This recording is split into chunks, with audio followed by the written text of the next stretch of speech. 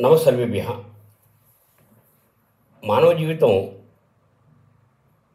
చాలా క్లిష్టమైంది.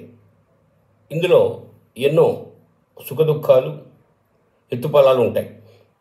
ఈ జీవితాన్ని అధిగమించి మానవ జన్మ సార్థకం చేసుకోవడం అంత సులభం కాదు.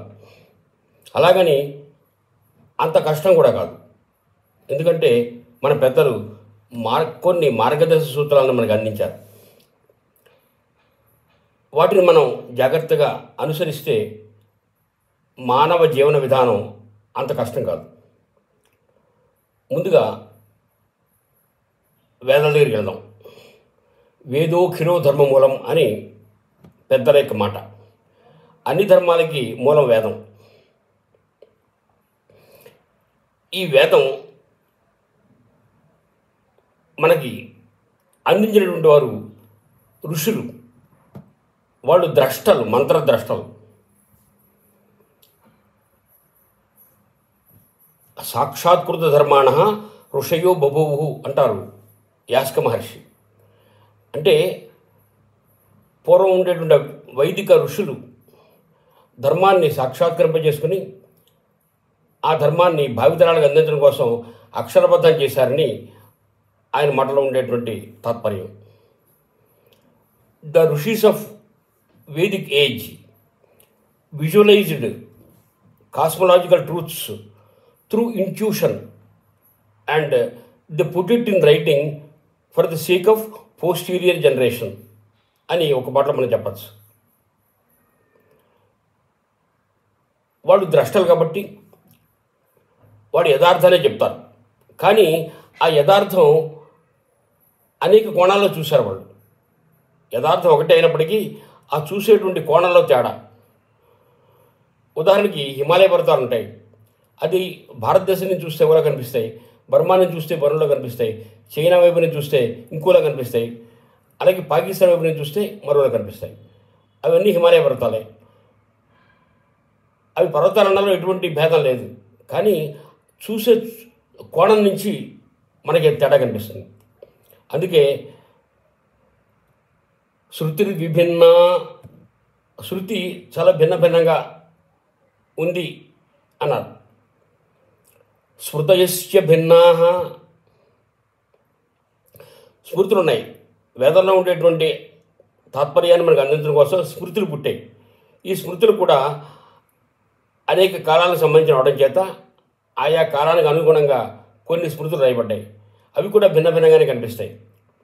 శృతిర్విభిన్న స్మృతయస్య భిన్నా నైకో ముని యస్య మతం ప్రమాణం యస్య వచ ప్రమాణం. ఇతని వాక్యే ప్రమాణం అని చెప్పడానికి ఏ ఒక్క ముని యొక్క వాక్కు ప్రమాణం కాదు. ఎందుకంటే అన్ని ధర్మాల్లోనూ ఎవరో ఒకరే ఉంటారు. మన భారతీయ సనాతన ధర్మంలో ఎంతోమంది మహర్షులు ఉన్నారు, ఎంతోమంది మహాత్ములు ఉన్నారు. వాళ్ళందరి యొక్క అనుభవాలని క్రోడీకరిస్తే సనాతన ధర్మం అవుతుంది. అందువల్ల ఏ ఒక్కరి యొక్క మతము ప్రమాణం కాదు. అతని మతమే ప్రమాణం అని చెప్పడానికి వీల్లేదు. ఇక ధర్మస్య తత్వం నిహితం గుహాయాం. ధర్మం యొక్క తత్వం ఉందే చాలా రహస్యమైనది. దాన్ని మనం తెలుసుకోలేము. చాలా అత్యంత రహస్యమైనటువంటిది. అందువల్ల మన పెద్దలు ఏం చెప్పారంటే, మహాజన ఏనగత సపంథా. మహాత్ములు ఏ మార్గంలో ప్రయాణం చేశారో, మహాత్ములు ఏ మార్గంలో ప్రయాణం చేసి వాళ్ళ జీవితాల్ని సార్థకం చేసుకున్నారో అదే మనందరికీ మార్గదర్శకము అని వాడు చెప్పారు. అందువల్ల మనం ఈ శాస్త్రం గొప్పదా, ఆ శాస్త్రం గొప్పదా, ఈ ముని గొప్పవాడా, ఆ ముని గొప్పవాడా, అలాగే ఈ అభిప్రాయం గొప్పదా, ఆ అభిప్రాయం గొప్పదా అని మనం తర్జన పడి మన యొక్క మనసు పాడు చేసుకోకర్లేదు. మనం చేయాల్సిన పని ఏంటంటే, మహాజనో ఏనగత సపంతా. మహాత్ములు ఏ మార్గంలో నడిచారో ఆ మార్గంలో మనం నడవటమే మన యొక్క తరుణోపాయం కూడా. ఇదే విషయాన్ని భగవద్గీత కూడా మరో కోణంలో చెప్పింది. ఏం చెప్పిందంటే, సయత్ ప్రమాణం కురితే లోకస్తదను వర్తతే అని చెప్పింది. అందువల్ల కృష్ణ పరమాత్మ మాట అన్నారు, సర్వధర్మాన్ని పరిత్యజ్య మామేకం శరణం వ్రజ.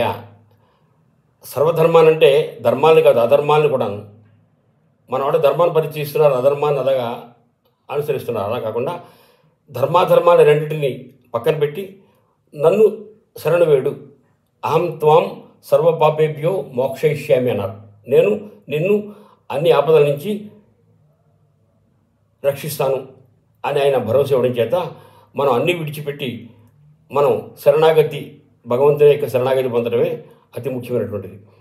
అందువల్ల మహాజనో ఏనగత సపంతాహ.